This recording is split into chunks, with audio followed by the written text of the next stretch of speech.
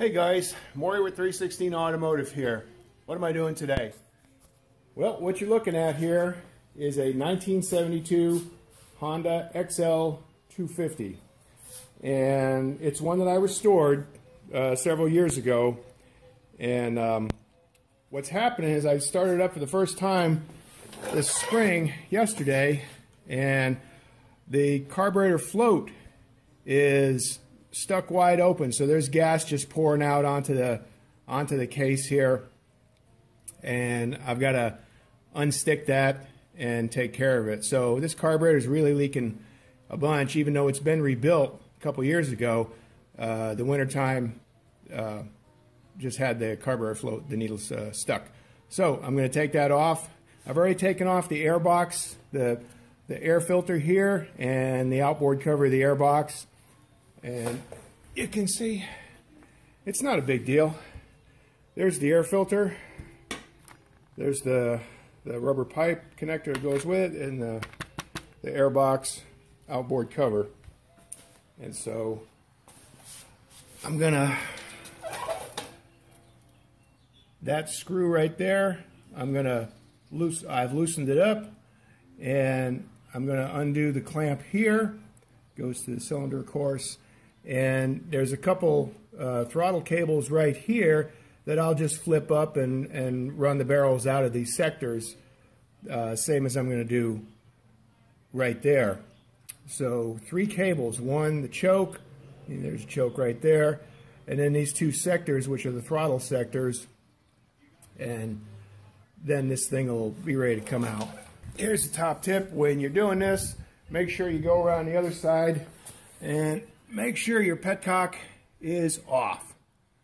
You have it on, it's going to be a mess.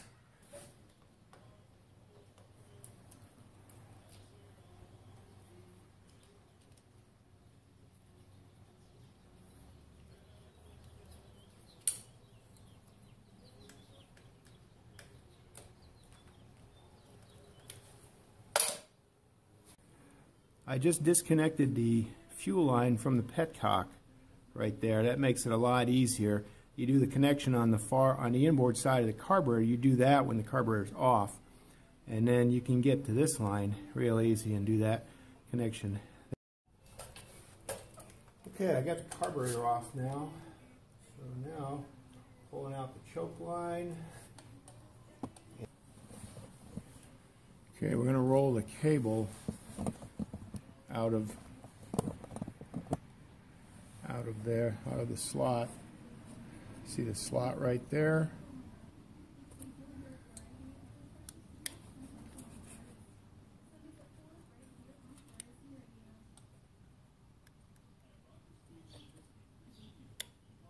There.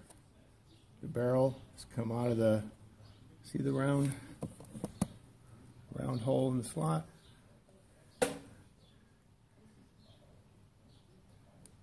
Kind of the same thing up here with the 2 sectors. Ooh, see that?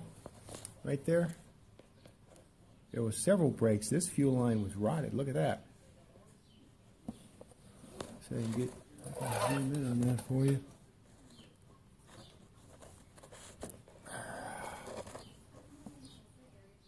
Look at that. This fuel line was rotted here. This one seems to be okay. All right, fine. Got to take off these jam nuts that are here. Roll it up again.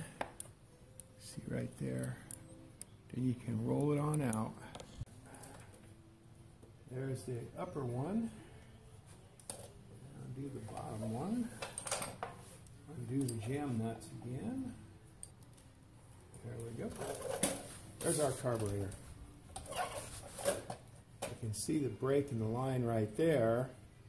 You can see another crack in the line right there. So this line is bad. You can see how the gas is coming out of here. The float is stuck. That's okay. We'll fix it. Alright, I've taken apart the carburetor, and I'll go over putting it back together. Where there's the float, there's the hinge for the float, little clip. Here is the needle valve. There's the tip, but this thing was not moving up and down in that boss right there. It's supposed to be moving up and down. It was not. So we're going to clean all that out. And here's another thing. You see, you remember the broken hose right here? Well, debris from the broken hose, the schmutz, you see that all down in there? Yep. It's probably gotten up in the works, and so I bought a new can of carb cleaner here, and we're going to spray that out. All right, I got the float back in. It's just a little shaft that comes out of these two posts. There's a hole in it.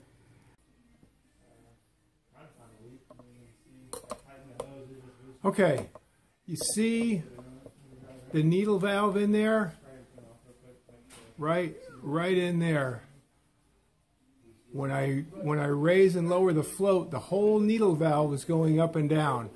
Before I took the needle valve out and cleaned it out, just the spring plunger, the little bitty spring plunger that you see right there, was going up and down and allowing the float to go up and down. You want the whole thing to go up and down. So we got that functioning again, so that's good.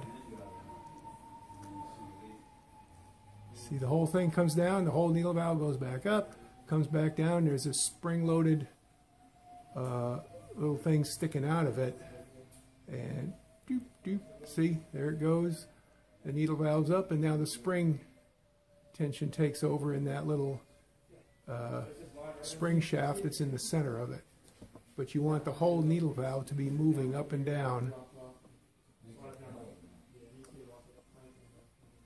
So now we're working good. So I'm going to throw it back together. All right, here the thing is back together again. You can see my new segment of hose here, a couple of little hose clips, and the filter. One thing, a top tip that I didn't think to show you until now. When you had the bowl off here, there was a groove in the bowl where the O-ring went, but the O-ring that I got with this kit was just a nice big round O-ring. It wasn't preformed to this shape. And so what I do in that case, I've got a little bit of gasket maker right there from Permatex, and I just put that in the bottom of the groove all the way around on the bowl. And then I lay the O-ring in there, the large O-ring. It's a skinny one, but it's a large diameter. And I lay it in there, and it stays in there very nice. And so then once I've got that in there, then I can take the two halves, the carburetor and the bowl, put them together, and do the 4 screws, and they suck down real nice. So that's a little top tip that I always use, and it seems to work out pretty well. All right, let's get this baby back on the bike and see how it goes. All right, now I've got to get the carburetor back on, and make sure you put the fuel pipe back on here first, because it's going to be a bear to get to once the carburetor's on.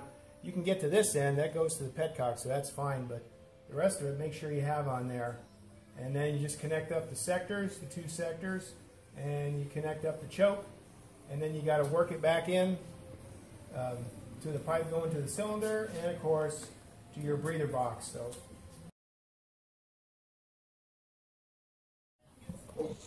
okay, it's all back together, and I don't see any fuel dripping. Usually, I got the petcock on the other side.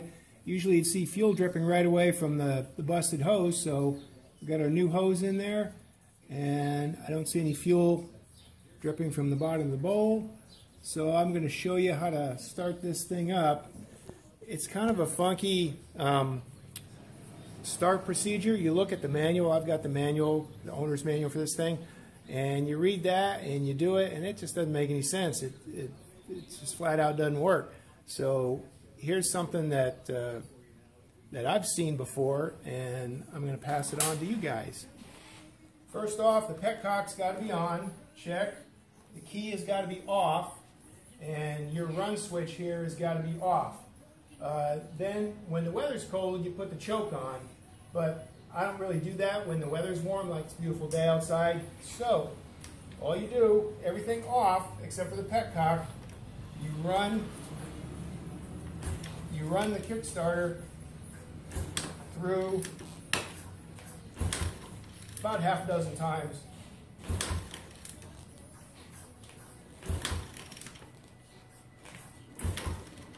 Now, then you get to the compression stroke,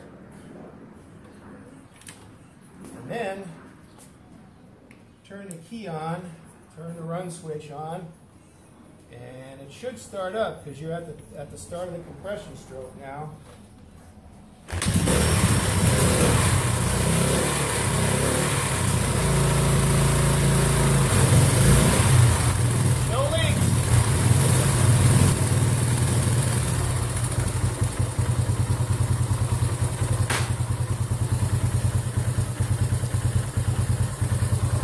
Let's go take it for a ride.